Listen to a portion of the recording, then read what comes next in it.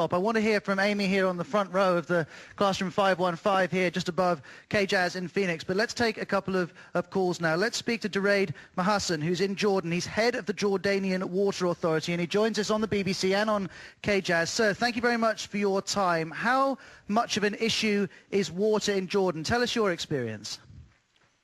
Well, it's a major issue. First of all, we are one of the poorest countries in water, actually, in the whole world. We are among the 10 poorest in the world. Our water is not totally within our land. We have to share the water resources with the riparian or neighborly countries like Syria, Israel, the Palestinian Authority, and the Lebanese.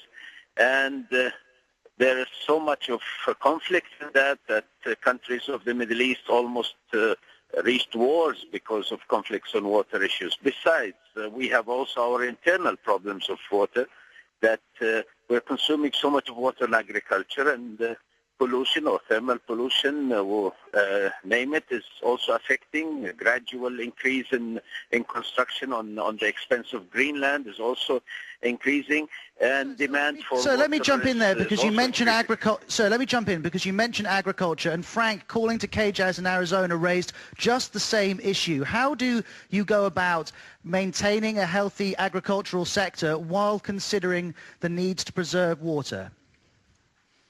Actually, we have a problem on saving on water in agriculture, because agriculture is at the moment consuming almost 70% of our resources. And as a poor country like Jordan, or a third world country, where demand for cheap food is needed, cheap vegetables and fruits, then there is a big struggle among people or different sectors of the economy, whether households, industry, or agriculture, on who consumes more water.